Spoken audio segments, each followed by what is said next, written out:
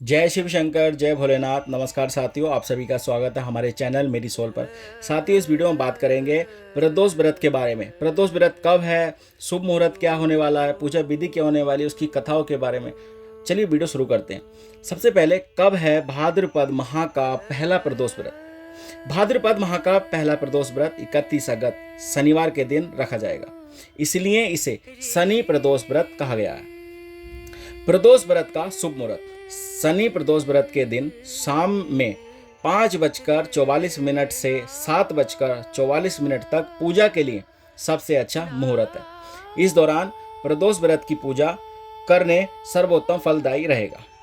प्रदोष व्रत पूजा विधि।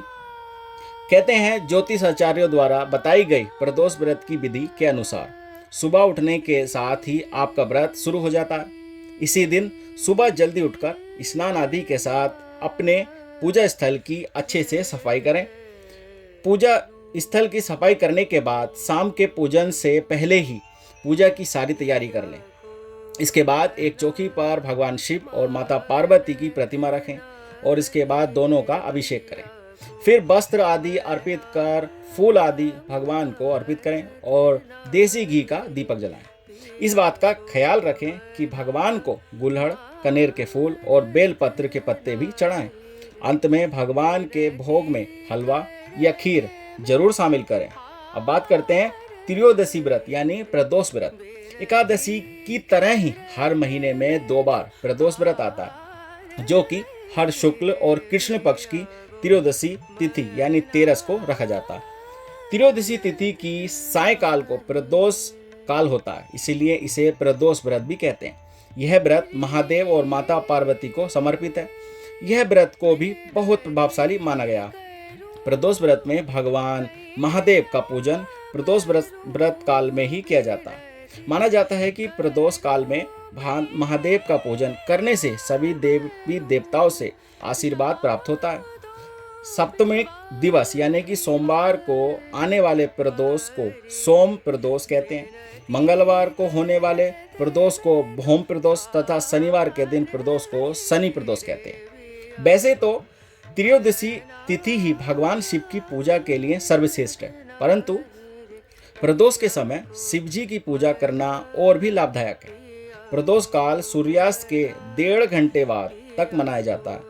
इसके अलावा प्रदोष काल को खास तौर पर महादेव का पूजन ही किया जाता है। माना जाता है कि इस दिन महादेव का व्रत रखने और प्रदोष काल में विधि विधान से महादेव का पूजन करने से वे प्रसन्न होते हैं और सभी मनोकामनाओं को पूरा करते हैं।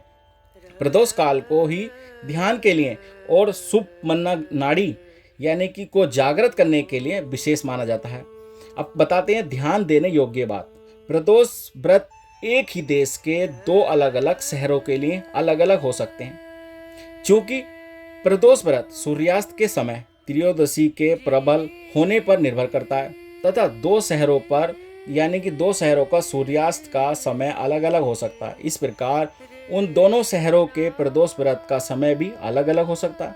कभी भी ऐसा भी देखने को मिलता है कि प्रदोष व्रत त्रयोदशी से एक दिन पूर्व अर्थात द्वादशी तिथि के दिन भी हो जाता है। सूर्यास्त होने का समय सभी शहरों के लिए अलग अलग होता है, अतः प्रदोष व्रत करने से पूर्व अपने शहर का सूर्यास्त समय अवश्य जांच लें। अब जानेंगे महत्व क्या है। त्रयोदशी तिथि का मूलत संबंध चंद्रमा से। यदि कुंडली में चंद्रमा की स्थिति सही नहीं है तो त्रयोदशी या प्रदोष व्रत करने से लाभ मिलता है। सोम प्रदोष के दिन भोलेनाथ का रुद्र अभिषेक और श्रृंगार का विशेष महत्व है। इस दिन सच्चे मन से भोलेनाथ की पूजा करने से मन वांछित फल की प्राप्ति होती है। लड़का या लड़की की शादी विवाह की अड़चनें दूर होती हैं। संतान की इच्छा रखने वाले लोगों को इस दिन पंचगव्य से महादेव का अभिषेक करना चाहिए।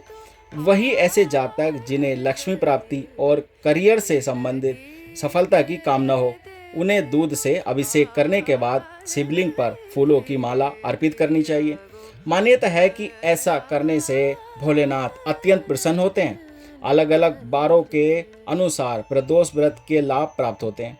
रविवार को पड़ने वाले प्रदोष व्रत से आयु वृद्धि तथा अच्छा स्वास्थ्य लाभ प्राप्त किया जाता है।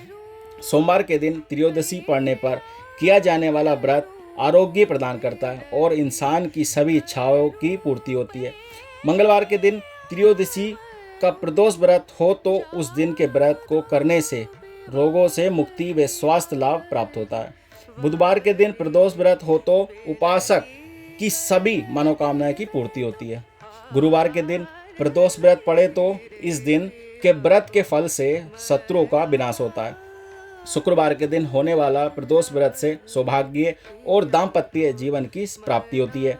संतान प्राप्ति की कामना हो तो शनिवार के दिन पड़ने वाला प्रदोष व्रत करना चाहिए।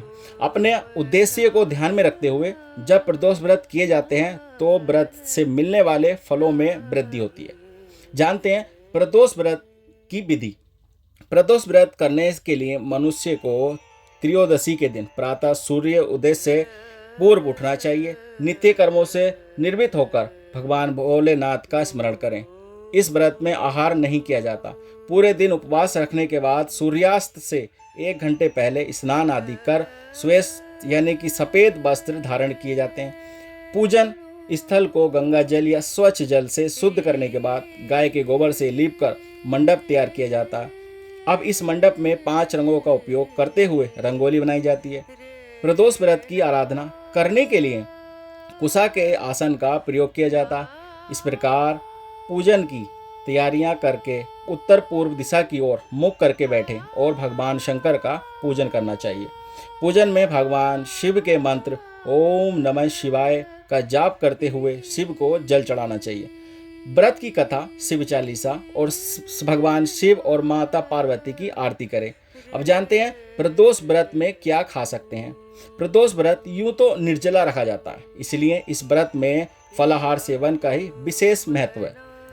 प्रदोष व्रत पूरे दिन रखा जाता है, इसलिए इस व्रत में नियमों का पालन बहुत जरूरी है। परंतु शारीरिक रूप से कमजोर, विक्षित या जो भी व्यक्ति शारीरिक रूप से बहुत ही कमजोर है, वे लोग फलाहार का सेवन प्रदोष व्रत के दौरान कर सकते हैं। व्रत उपवास के समय फलाहार या खान पीना एक ही बार ग्रहण करें और बार बार मुंह झूठा करके आप व्रत को भंग ना करें। इसलिए प्रदोष व्रत में इन सब बातों का ध्यान रखें कि आपको क्या खाना है और क्या नहीं खाना है।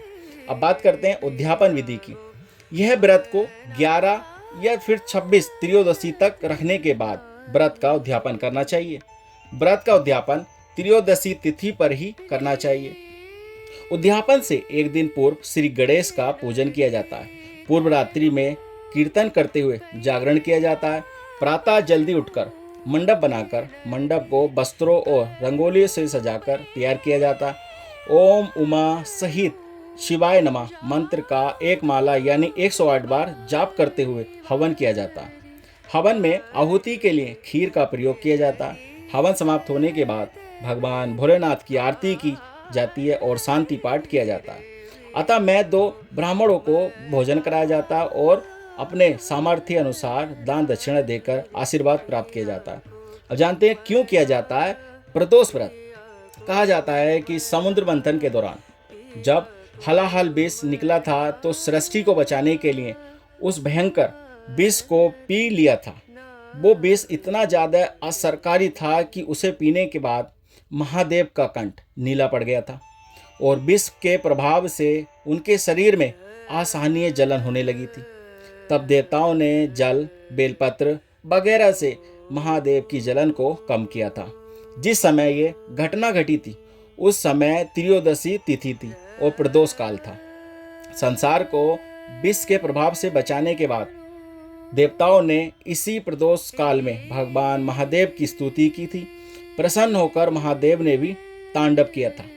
तभी से हर त्रयोदशी तिथि को प्रदोष काल में भगवान महादेव के पूजन की परंपरा चली आ रही है और इस दिन रखा जाता है। व्रत प्रदोष व्रत के नाम से प्रसिद्ध हो गया। अब एक और पौराणिक कथाओं के अनुसार चंद्रदेव जब अपनी 27 पत्नियों में से सिर्फ एक रोहिणी से ही सबसे ज़्यादा प्यार करते थे और बाकी 26 को अपेक्षित रखते थे, जिसके चलते उन्हें श्राप दे दिया था, जिसके चलते उन्हें कुष्ठ रोग हो गया था। ऐसे में अन्य देवताओं की सलाह पर उन्होंने शिव जी की आराधना की और जहाँ आराधना की वहीं पर एक शिवलिंग स्थापित किया।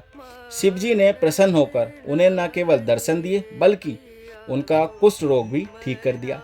चंद्रदेव का एक नाम सोम भी है।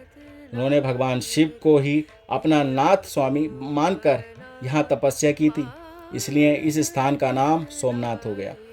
अब जानते हैं त्रयोदशी व्रत की कथा के बारे में। कहते हैं स्कंद पुराण में वर्णित एक कथा के अनुसार प्राचीन काल में एक विधवा ब्राह्मणी अपने पुत्र को लेकर भिक्षा लेने जाती थी और संध्या को लौटती थी।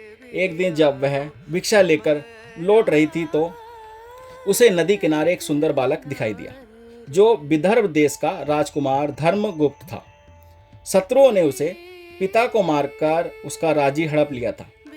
उसकी माता की मृत्यु भी अकाल हुई थी। ब्राह्मणी ने उस बालक को अपना लिया और उसका पालन पोषण किया। कुछ समय पश्चात ब्राह्मणी दोनों बालकों के साथ देवयोग में देव मंदिर गई। वहां उनकी भेंट ऋषि सांडल्य से हुई।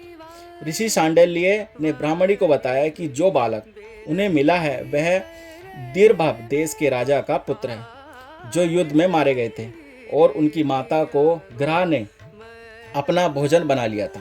ऋषि सांडल्य ने ब्राह्मणी को प्रदोष व्रत करने की सलाह दी। ऋषि आज्ञा से दोनों बालकों ने भी प्रदोष व्रत करना शुरू किया। अब एक दिन दोनों बालक वन में घूम रहे थे, तभी उन्हें कुछ गंधर्व कन्याएं नजर आईं। ब्राह्मण बालक तो घर लौट आया, लेकिन राजकुमार अंशुमती नामक की गंधर्व कन्या से बात करने लगे। गंधर्व कन्या और राजकुमार को अपने पिता से मिलवाने के लिए बुलाया। दूसरे दिन जब वह पुनः गंधर्व कन्या से मिलने आया तो गंधर्व कन्या के पिता ने बताया कि वह विदर्भ देश का राजकुमार है। भगवान शिव की आज्ञा से गंधर्व राज ने अपनी पुत्री का विवाह राजकुमार धर्मगुप्त से कराया। इसके बाद राजकुमार धर्मगुप्त ने गंधर्व सेना की सहायता से विदर्भ देश पर पुनः आधिपत्य प्राप्त किया। यह सब ब्राह्मणी और राजकुमार धर्मगुप्त के प्रदोष व्रत करने का फल था। स्कंद पुराण के अनुसार जो भक्त प्रदोष व्रत के दिन शिव पूजा के बाद एकाग्र होकर प्रदोष व्रत कथा सुनता या पढ़ता है तो उसे 100 जन्मों तक कभी दरिद्रता नहीं होती और दाम्पत्य जीवन खुशहाल रहता। तो दोस्तों, इस वीडियो में हमने जाना त्रयोदशी व्रत यानी प्रदोष व्रत के बारे में। चलिए, वीडियो पसंद आई हो तो लाइक करें और चैनल को सब्सक्राइब करें और मिलते हैं अगले ऐसे अनेकों वीडियो के साथ। तब तक अपना ख्याल रखें, सुरक्षित रहें। जय शिव शंकर, जय भोलेनाथ।